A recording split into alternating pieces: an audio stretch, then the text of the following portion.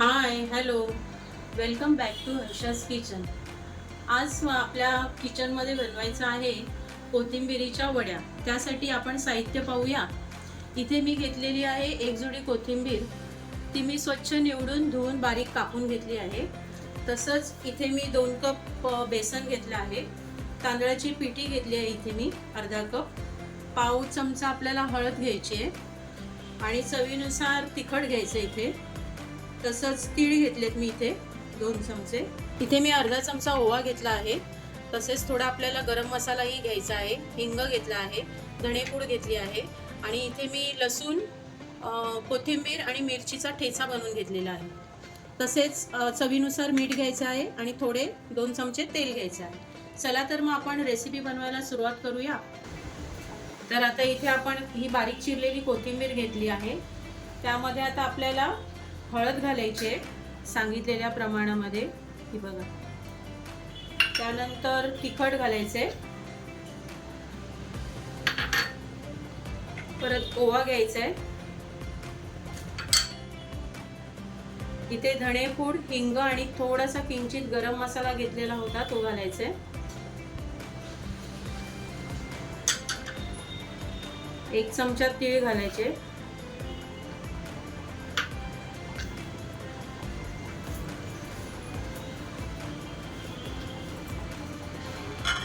परत तयार ठेचाही घालूया.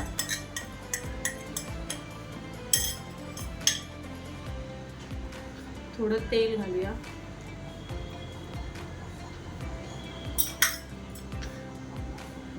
अर्धा कप घेतलेलं तांदळाची पिठी.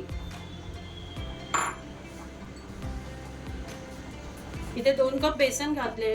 जसं लागेल तसं बेसन यामध्ये घालूया. सध्या मी थोडंच ठेवलंय, बाकीचं सर्व बेसन घातलेलं आहे. चवीनुसार मीठ. आता हे सर्व साहित्य आपल्याला चांगलं मिक्स करून घ्यायचं.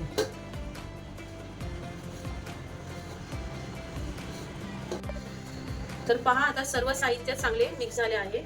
आता ह्यामध्ये आपल्याला पाणी घालून चांगला घट्टसर गोळा भिजवून घ्यायचा. एकदम भरपूर पाणी ओतायचं नाही, जसं लागेल तसं थोडं थोडं पाणी घालून आपल्याला व्यवस्थित गोळा मळायचा. अगदी दाबून दाबून तुम्ही व्यवस्थित घट्टसर गोळा बनवा. नंतर मग हवे असल्यास तुम्हाला थोडा सैलसर करावासा वाटला तर पाणी घालून थोडा सैल करू शकता. हे पहा, असा व्यवस्थित गोळा तयार झाला की त्याला थोडंसं हे तेल घेऊन त्याला पुन्हा एकदा मळून घेऊया, म्हणजे आपल्या हाताला जास्त पीठ चिकटणार नाही. बघा, आता गोळा तयार झालाय. या ताटामध्ये आता आपल्याला वडी थापायची आहे. तर त्यासाठी मी आधी या ताटाला तूप लावून घेतलंय. तसंच इथे वरती आपल्याला थोडे सफेद तीळ हे पसरवून घ्यायचे आणि मग आपल्याला हा गोळा त्याच्यावर व्यवस्थित थापायचे. तुम्हाला जसं पातळ किंवा जाड वडी हवी असेल त्याप्रमाणे तुम्ही तो गोळा व्यवस्थित थापून घ्या. पहा, इथे आपला व्यवस्थित ही वडी थापून झालेली आहे. इथे मी स्टीमर ठेवलंय, त्याच्यामध्ये पाणी बॉईल झालेलं आहे. 5 मिनिटं आधीच ठेवलं होतं मी. तर त्यावर आपण ही कोथिंबिरीची वडी जी थापली आहे ते ताट ठेवूया.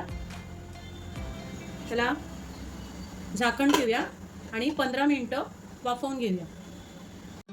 तर पहा, इथे वडी थंड झालेली आहे. आता त्याच्या आपण वड्या कापून घेऊया. तुम्हाला पाहिजे त्या आकारामध्ये तुम्ही वड्या कापून घ्या. सुरीच्या सहाय्याने व्यवस्थित कापून घ्यायच्या. मी इथे चौकोनी आकारात कट करणार आहे.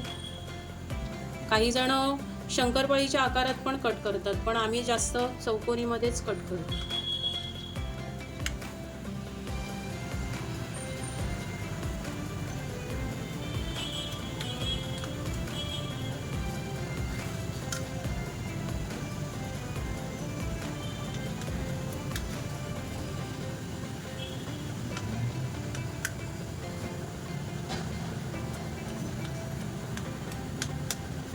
अशा प्रमाणे तुम्ही चौकोनी कट करून घ्या.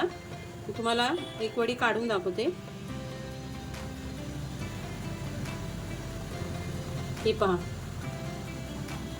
सर्व वड्या मी तुम्हाला काढून दाखवते। तर पहा, इथे ह्या वड्या सुंदर तयार झाल्या आहेत। त्या तुम्ही डीप फ्राय करून खाऊ शकता किंवा शॅलो फ्राय करूनही खाऊ शकता। तर मग तुम्हाला कशी वाटली माझी ही रेसिपी? माझ्या या चॅनलला नक्कीच लाईक, शेअर आणि सबस्क्राईब करा। थँक्यू।